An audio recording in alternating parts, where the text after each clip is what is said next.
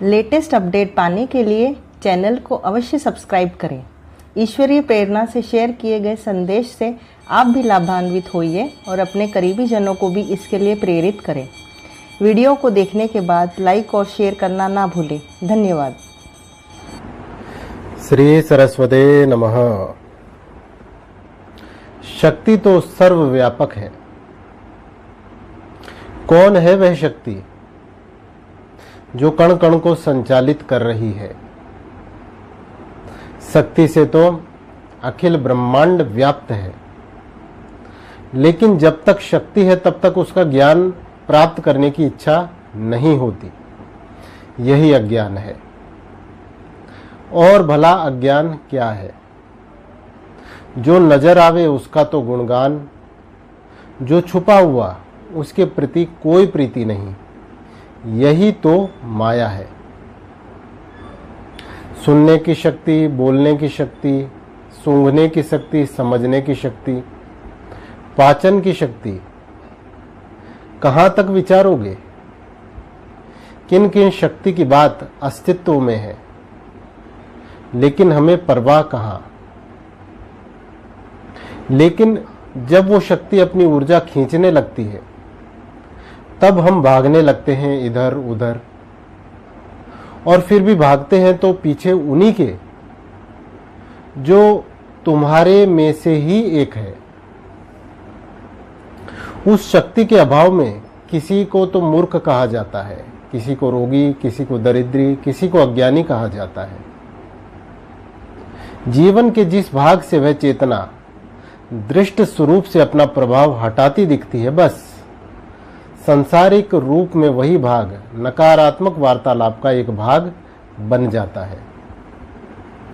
जिस दृश्य भाग से वह शक्ति विदा होने लगती है, बस उसी भाग से संबंधित चिंता से हम ग्रस्त होने लगते हैं।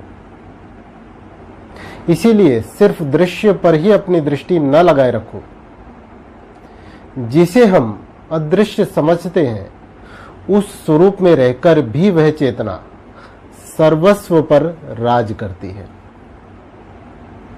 एक कथा अति प्रचलित है, आदि शंकराचार्य के जीवन से संबंधित। ज्ञान की स्रोत बनी महामाया की अद्भुत लीला, जिन्होंने सत्य से उनका साक्षात्कार करवाया। आचार्य शंकर केवल निर्विशेष ब्रह्म को सत्य मानते थे। एक दिन ब्रह्म मुहूर्त में शिष्यों संग स्नान के लिए घाट पर जाते हुए आचार्य का राह में बैठी विलाप करती युवती से सामना हुआ।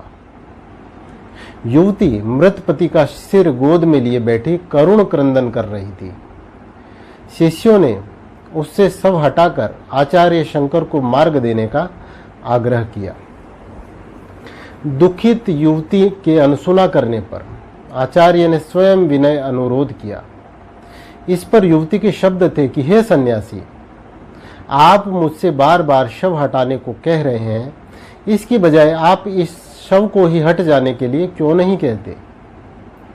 आचार्य ने दुखी युवती की पीड़ा को समझते हुए कहा कि हे देवी, आप शोक में शायद यह भी भूल गई हैं कि शव में स्वयं हटने की शक्ति नहीं होती। इस पर युवती ने तुरंत उत्तर दिया, महात्मा, आपकी दृष्टि में तो शक्ति निरपेक्ष ब्रह्म ही जगत का करता है, फिर शक्ति के बिना यह शव क्यों नहीं हट सकता?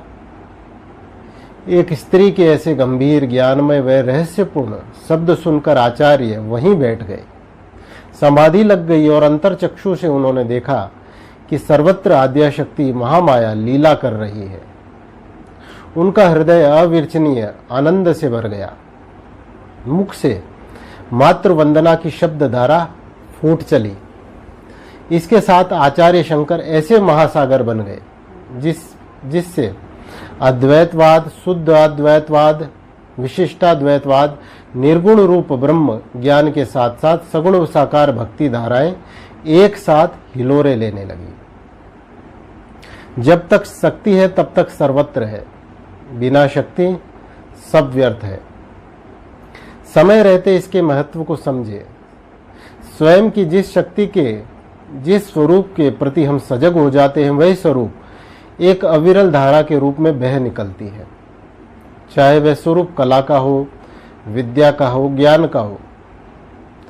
सजगता आवश्यक है निखार के लिए। समय रहते जाग जाएं, क्योंकि शक्ति की धारा जो बह जाती है वह लौट कर नहीं आती। समय बीत जाने के बाद कुछ भी शेष नहीं रहता सिवाय विलाप के, सिवाय पश्चाताप के। स्वरूप चाहे कोई भी हो, श्रद्धा किसी भी स्वरूप के प्रति क्यों न हो, लेकिन सजगता आवश्यक है। बिना सजगता अगर बिजली के तार को छुओगे तो करंट तो लगेगा ही लगेगा। सजगता से अगर धारण करोगे तो प्रकाशित हो जाओगे, स्वयं भी और दूसरों को भी प्रकाश के मार्ग पर ले जाने में सक्षम हो जाओगे। यह पल एक अवसर है अपने जीवन में व्याप्त हर शक्ति के आयाम को समझने की चेष्टा करने का। जिस पल यात्रा आरंभ हो जाए वही रात्रि के पल से उठ परम प्रकाश के पल में परिवर्तित हो जाएगी। अंधकार में ही प्रकाश के महत्व का पता चलता है।